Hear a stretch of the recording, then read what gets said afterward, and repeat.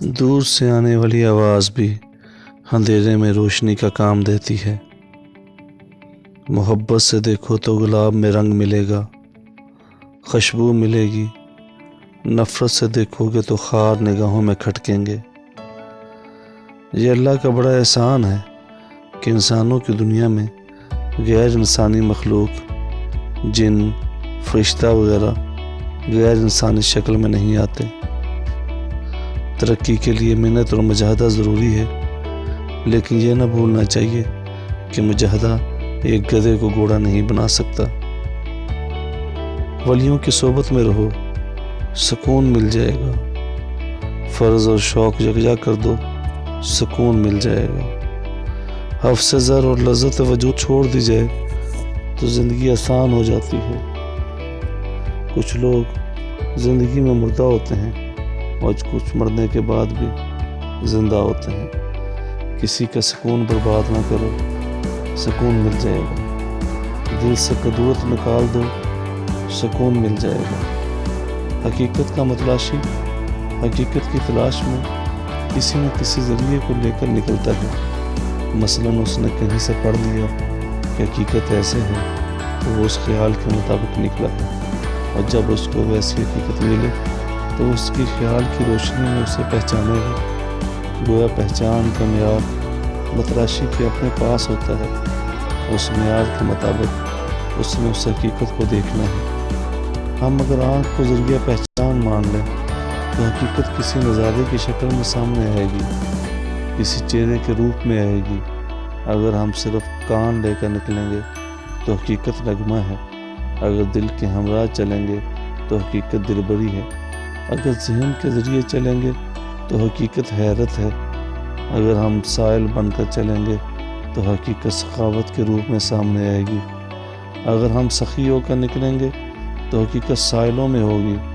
الغرض متلاشی جس رنگ سے نکلے گا، تلاش وہی رنگ اختیار کر لے گی، اور ہر رنگ حقیقت کا رنگ ہے، کیونکہ اس کائنات میں کوئی چیز باطل نہیں۔ جس نے ماں باپ کا ادب کیا اس کی اولاد مؤدب ہو گئی، نہیں تو نہیں۔ آخرت کا سفر دنیا سے ہی شروع ہوتا ہے اور اللہ سے تعلق انسانوں کے ذریعے بنتا ہے۔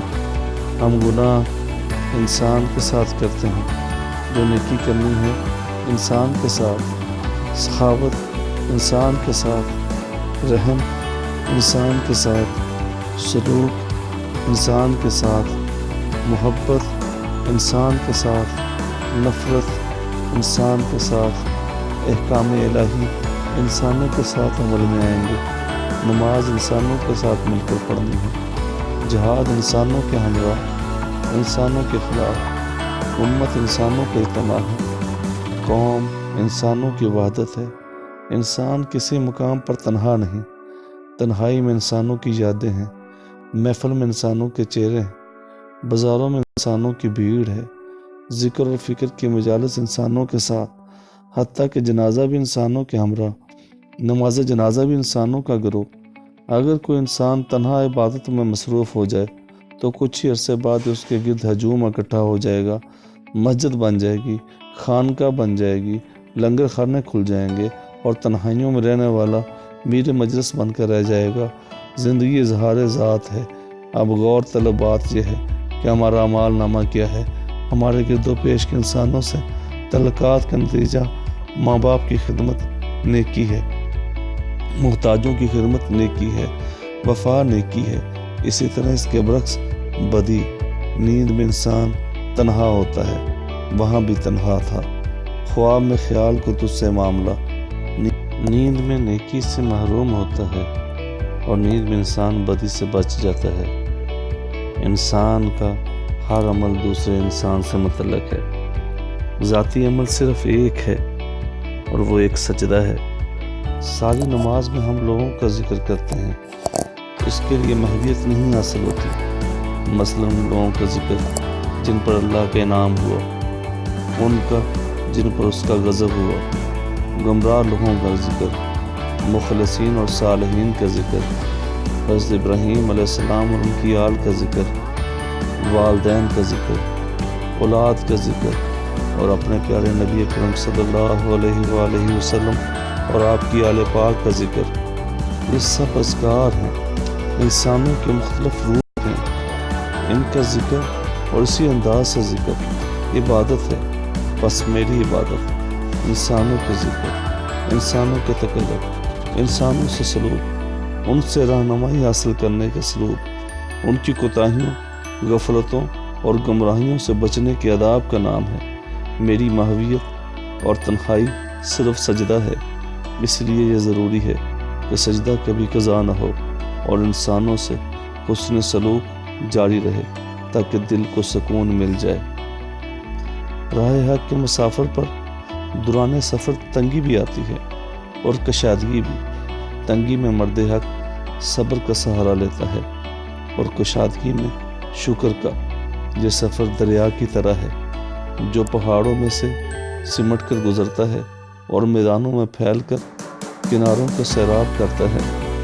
آخرکار اپنی منزل مقصود یعنی بحر بے پایاں سے مل جاتا ہے۔ دریا بے دم ہو کر راستے میں ٹوٹتا نہیں، نہ واپس لوٹتا ہے۔ اسی طرح مرد حق ہر مقام سے نکلتا ہوا اپنی منزل حقیقت سے واصل ہو جاتا ہے۔ مردان حق راہ کی دشواری سے مایوس نہیں ہوتے۔ فقیر ہر تکلیف کو برداشت کرتا ہے، اس لیے کہ وہ جانتا ہے کہ جس نے عزم سفر عطا کیا ہے اسی نے اس کی تکلیف بھی بیچی ہے اور وہی منزل تک پہنچانے والا ہے۔ ظاہر کی روشنی کی تلاش آنکھ کی بنائی سے ہے اور باطن کے نور کی تلاش قلب منور سے ہے، اور صادق کی پہچان اپنی صداقت ہے۔ آپ کی اپنی تسلیم ہی کا نام اللہ ہے۔ باہر کی دنیا میں اللہ کے لاکھ مظاہرے ہوں گے، لاکھ مظاہر ہوں گے، آپ سے آپ کے اللہ کا تعلق اتنا ہے جتنا کہ وہ آپ کی تسلیم رضا میں ہے۔ سب سے زیادہ بدقسمت انسان وہ ہے جو حد درجہ غریب ہو اور خدا پر یقین نہ رکھتا ہو۔ کچھ لوگ اپنے آپ کو اپنے پیشے سے بڑا سمجھتے ہیں، کچھ لوگ پیشے کو خود سے بڑا سمجھتے ہیں۔ دونوں حالتوں میں نتیجہ پریشانی ہے۔ اپنے آپ کو اپنے آپ سے بڑا سمجھنا یا اپنے آپ سے کمتر جاننا انسان کو مضطرب رکھتا ہے۔ مثلاً کوئی شخص یہ کہے، میں یہاں ڈائریکٹری میں عمر ضائع کر رہا ہوں، اگر میں وزیر ہوتا تو بہتر کام کر سکتا تھا۔ دوسرا انسان یہ کہتا ہے کہ وزیر ہونا میرے لیے مصیبت کا باعث ہے، اس سے بہتر تھا میں وکیل ہی رہتا۔ اس طرح لوگ حال سے بیزار رہتے ہیں۔ بہت کم لوگ ہوتے ہیں جو اپنے حال اور اپنی حالت پر مطمئن ہوتے ہیں۔ اپنے سکون قلب کا کچھ اہتمام کر اس خانہ خدا سے کدورت نکال دے۔ اس طرح کی بے شمار ویڈیوز کے لیے ہمارے channel the message T V کے ساتھ جڑے رہیے۔ ان تمام احباب سے گزارش کرتا ہوں جنہوں نے ابھی تک ہمارے چینل کو سبسکرائب نہیں کیا، وہ برائے مہربانی ہمارے چینل کو سبسکرائب کر لیں، ساتھ میں بیل آئیکن دبا لیں تاکہ ہر آنے والی لیٹسٹ ویڈیو ان کو بروقت مل سکے۔ ویڈیو کو لائک کیجیے گا، شیئر کیجیے گا اور کمنٹس باکس میں اپنے کمنٹس لازمی دیجیے گا۔ میں ان تمام احباب کا شکر گزار ہوں جو گئے بگئے ہماری رہنمائی کے لیے اور ہماری ویڈیوز کی بہتری کے لیے ہمیں اچھے اچھے پیغامات ارسال کرتے رہتے ہیں۔